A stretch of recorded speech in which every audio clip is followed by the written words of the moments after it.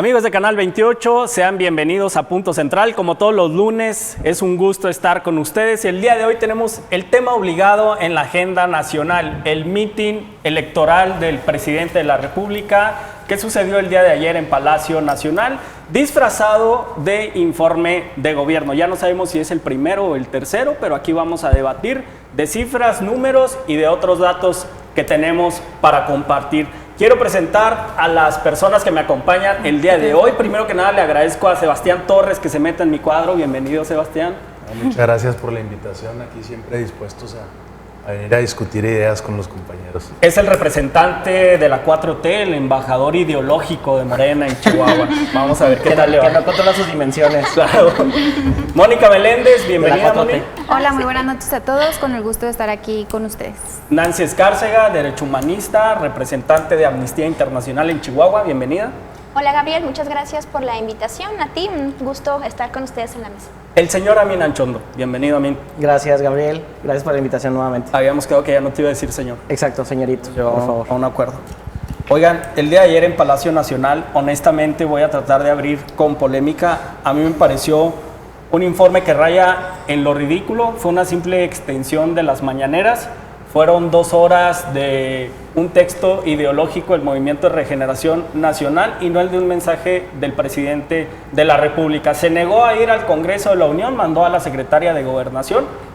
Solo Vicente Fox ha ido, y para que sea el único presidente que ha asistido al Congreso en la época moderna, quiere decir que la cosa está muy fregada en nuestra nación. El presidente decidió simplemente desechar esa idea e incluso militantes de su partido lo cuestionaron. Quiero que hagamos primero que nada un panorama general de qué les ha parecido a ustedes, qué les pareció a ustedes el informe de gobierno o este mitin partidista, para después irnos deduciendo cada uno de los temas que tenemos aquí, como seguridad, educación, salud. ¿Qué les parece si le damos la voz primero al representante de la 4T para que nos diga y nos presuma los grandes logros del presidente? No sin antes recordarles que ya estamos en Spotify y en iTunes. Nos pueden buscar Punto Central. Ahí nos pueden ir escuchando cuando vayan a trabajar, cuando hagan ejercicio, cuando ustedes quieran. Ahí estamos ya en plataformas digitales. Toda tuya la cámara, Sebastián. Adelante. Bueno, pues para no variar empiezo yo, luego me contestan. Quiero empezar diciendo que estamos muy contentos porque ha sido el informe más visto de la historia de México. Esto se debe, por supuesto, al boom de las redes sociales que están más en auge que nunca, que en otros sexenios anteriores.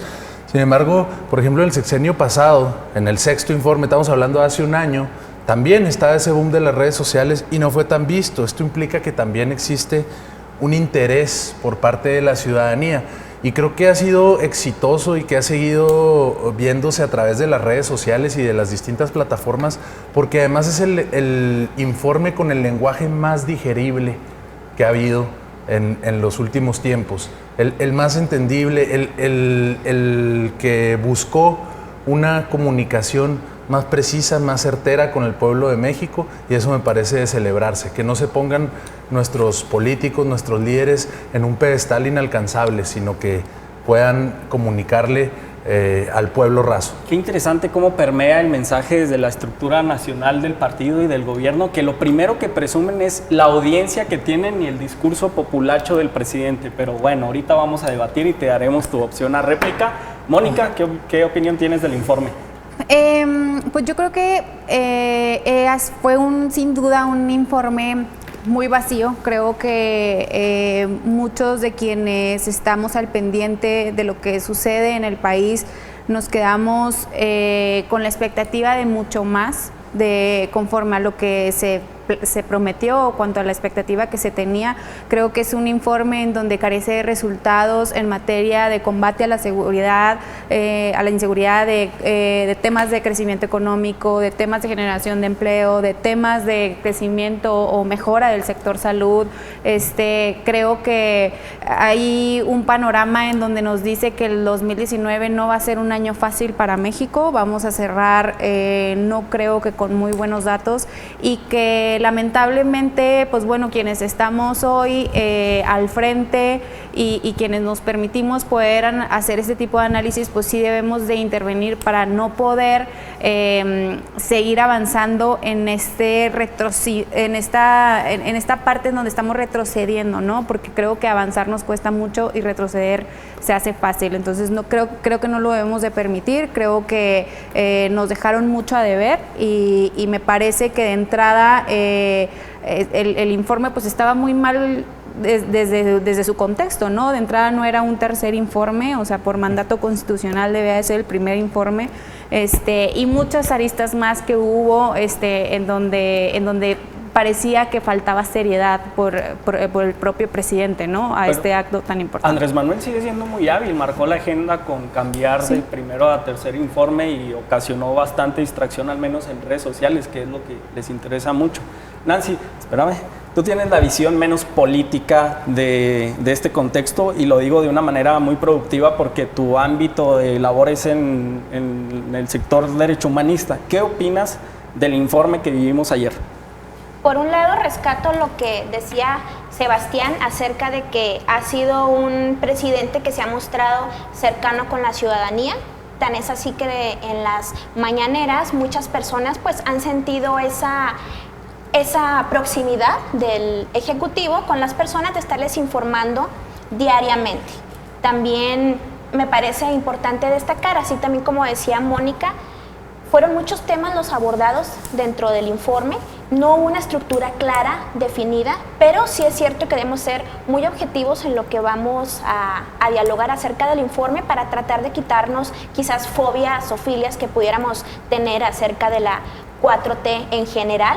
Y también me parece importante el destacar varios aspectos fundamentales, como la manera en que él hace su disertación. Deja muy por encima los temas realmente importantes, como seguridad, educación, programas sociales, etcétera, y trata quizás de poner una vela para que no los veamos, un velo para que no los veamos de una manera clara, y rebusca a través del lenguaje, utilizándolo de una manera populista, como se ha venido manejando, para atraer a las personas acerca de un discurso que desde sus palabras de apertura nos muestran claro que él tiene otra realidad de lo que realmente está ocurriendo. Y otros intereses como también. Como aperturar con el Estado de Derecho, como claro, si ya fuera una realidad. Me parece muy burda. Amin, ¿eres optimista con los que escuchaste ayer?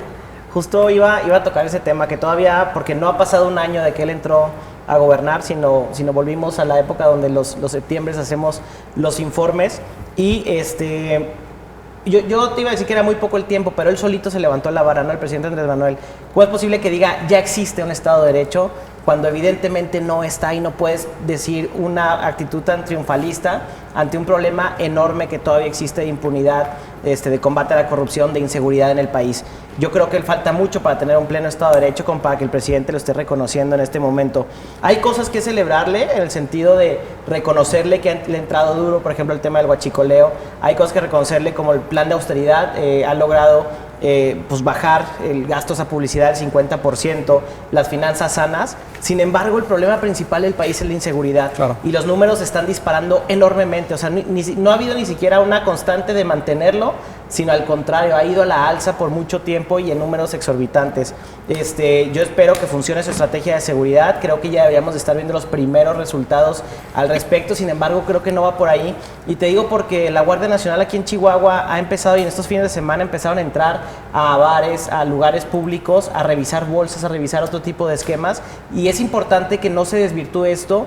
Y a mí lo pongo en contexto en este momento, porque el principal problema del país, que es la inseguridad, con la principal estrategia, que es la Guardia Nacional, si empieza a trabajar de una forma que no es la correcta, pues no vamos a llegar a poderla combatir. Yo sí quiero decir algo bien importante, y inicio el programa con esto, y yo creo que al final también voy a cerrar con lo mismo.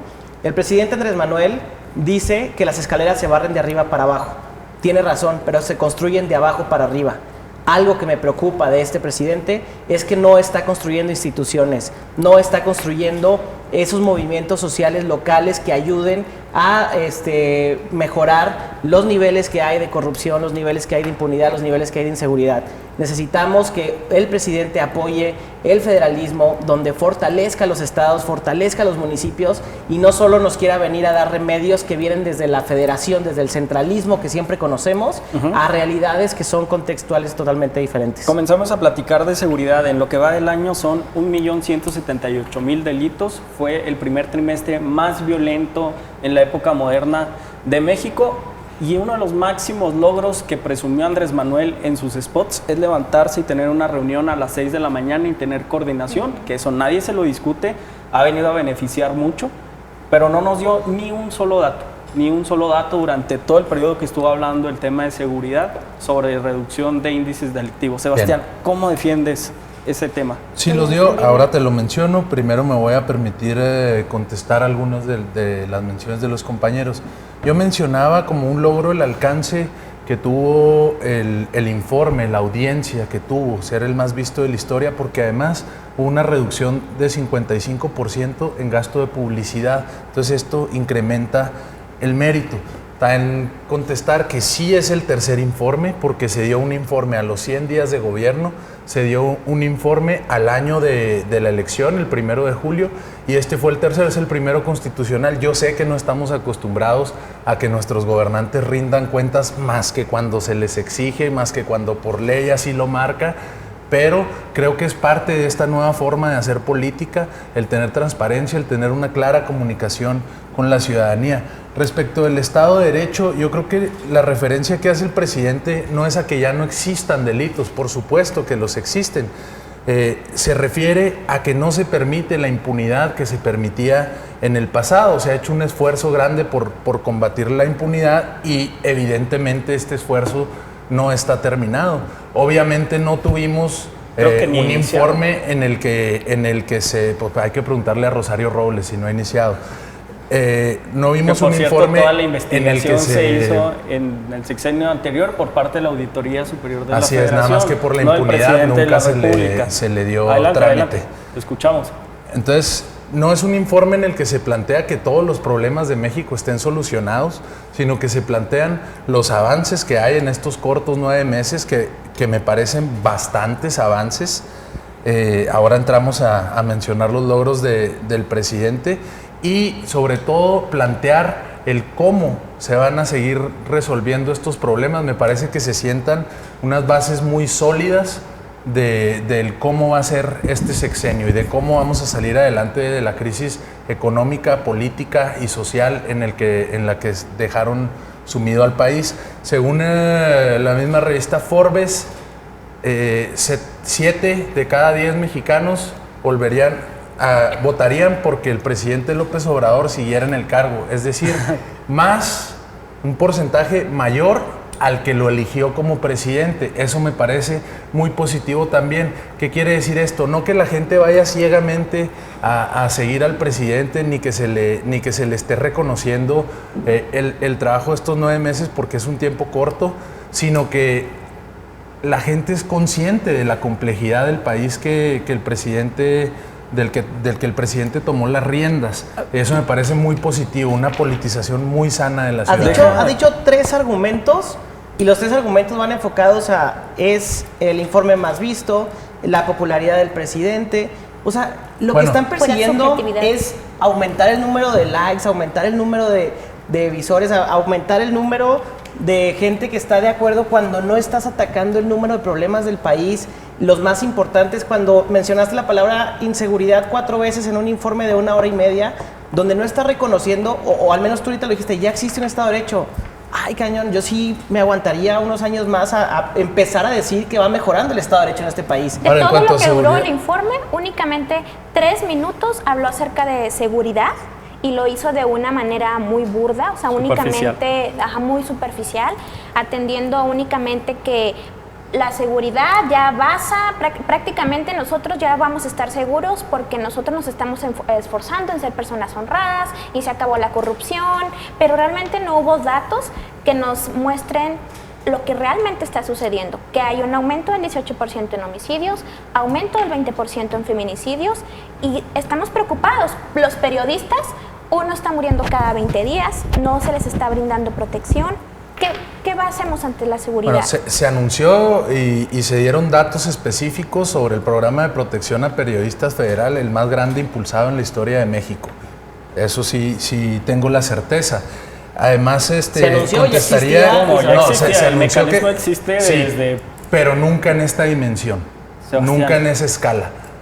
No, Sebastián, creo que estás muy equivocado. Bueno, no sé qué te han contado el mecanismo, ¿eh? Si tú tienes otros datos, habría que presentarlos, Pues porque los datos del informe pues, son esos. No tengo otros datos, soy parte del mecanismo. Ahora, en seguridad lo que sí es un hecho y lo que sí puede suceder si no se empieza ya a tomar las cosas en serio y se dejan de un lado el tema de la popularidad y el tema de cómo es visto el presidente y demás, y se enfocan en los problemas reales, es que el 2019 puede llegar a ser el año más violento en la historia del país, si no es que yo por no garantizar y darle todavía el... Bueno, mira, porque no nada más incrementaron en esos dos aspectos, sino que también un 40% en extorsiones y un 20% también en violaciones. Entonces, si tú ves todos estos índices que empiezan a dispararse en más del 20% y unos casi el 50%, es que algo no está funcionando, ¿me explico? Y esta película ya la vimos.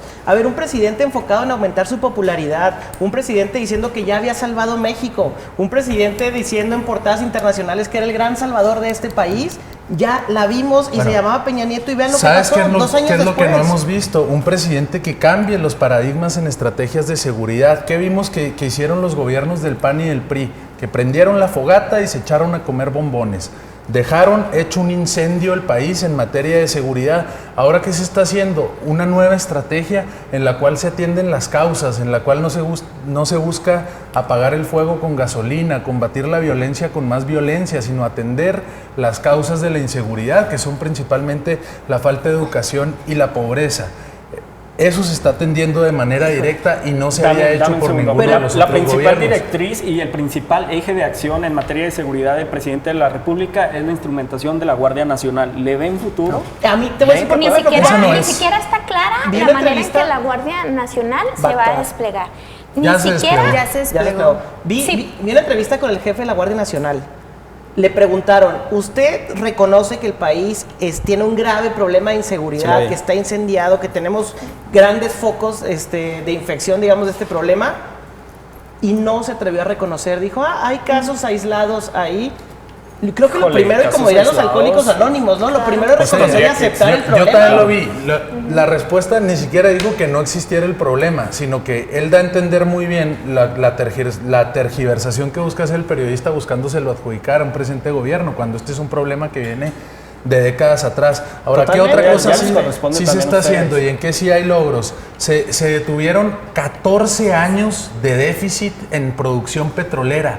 14 años, es decir, administraciones panistas, administraciones priistas que registraron déficit diario en la extracción de petróleo. Se detuvo el déficit, se estabilizó la producción y está en crecimiento. Eso por primera vez en 14 años. ¿Qué más? Y un dato positivo, redujo 94% el huachicoleo. Por supuesto. El robo de combustible, y eso ayudó a esto. Es a una nada del 100%. Yo creo que para el año que entra estaremos hablando del 100%. Y lo va a reconocer siempre. Se aumentó el salario mínimo como nunca en los últimos 36 años. Es decir, todo el periodo neoliberal no se hizo una medida como esta en favor de la economía popular. Yo porque digo que dicen que fue un informe donde no se presentaron logros. Claro que se presentaron logros.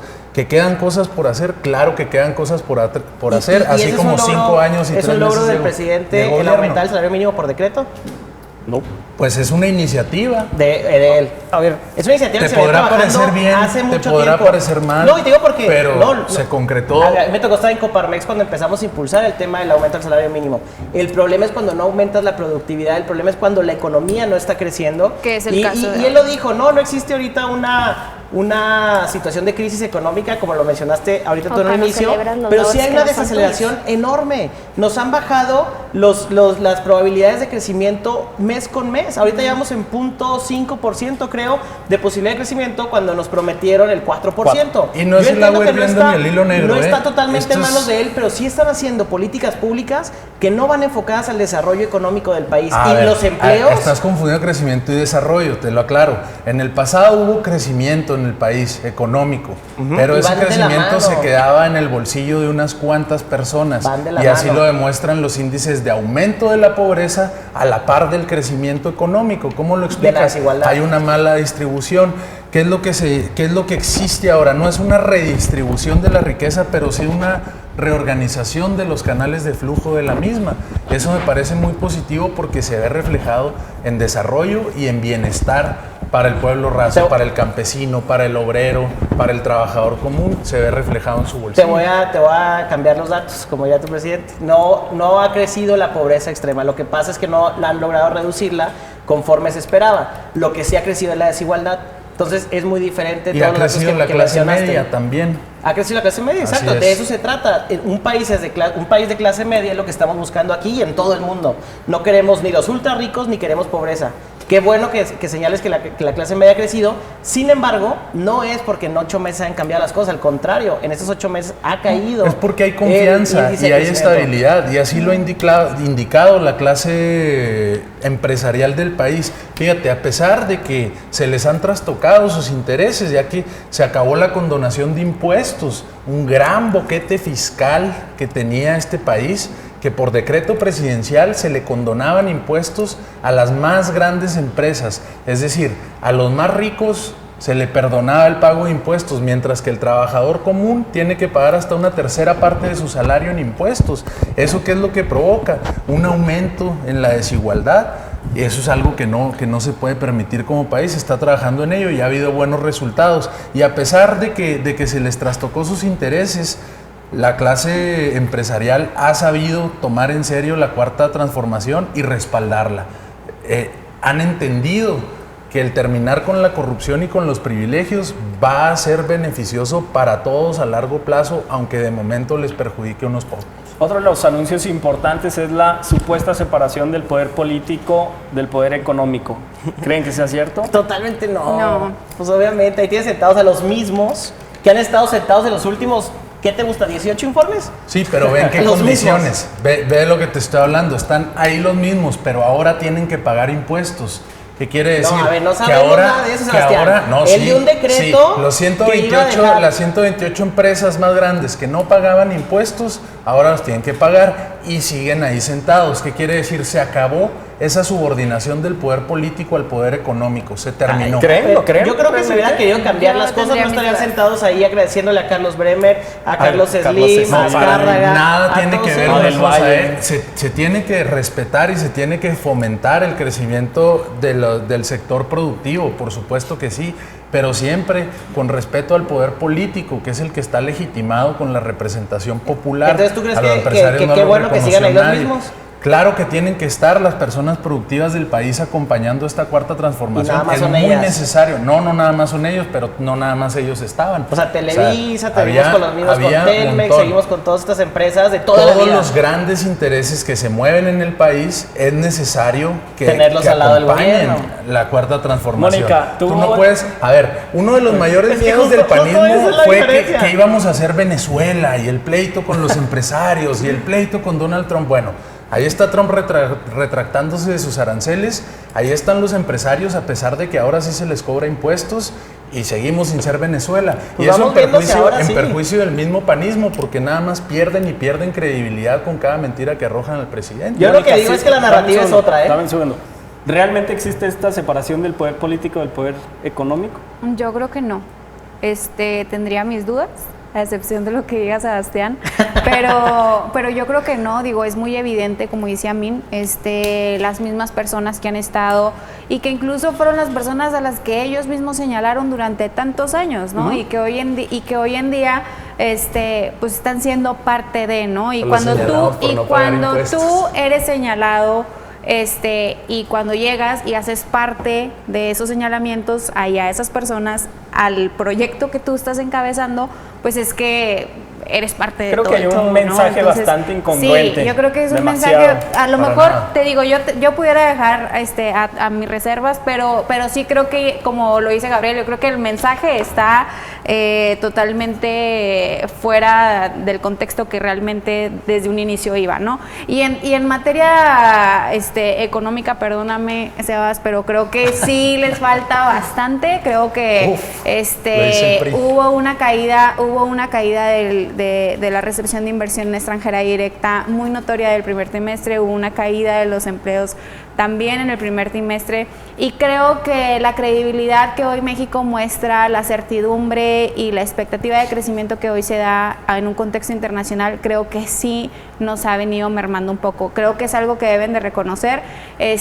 Ahora también entiendo que es el primer año, entiendo que los retos eran muchísimos a los que se enfrentaban, era un país con muchísimos problemas, con muchísimos retos, y también entiendo que no se puede solucionar todo de la noche a la mañana. Entonces digo yo a la expectativa también de que las cosas se vayan encaminando por donde se deben de encaminar, pero que sí le den seriedad a todos esos temas, porque yo sé que la política social es un tema fundamental para el gobierno de la Cuarta Transformación, pero el generar política de crecimiento, el generar una política exterior, el generar políticas de desarrollo económico, creo que eso también es importante y no lo pueden dejar de lado, a pesar de que yo sé que el enfoque es meramente social y que se ha venido diciendo desde un inicio, ¿no? ¿Te preocupa la seguridad en México? A ver, espérame, déjame contesto porque me atacan se de nos va, cuatro. se nos va a acabar el tiempo del segmento. Pasamos a seguridad. Nada más y hacer una aclaración.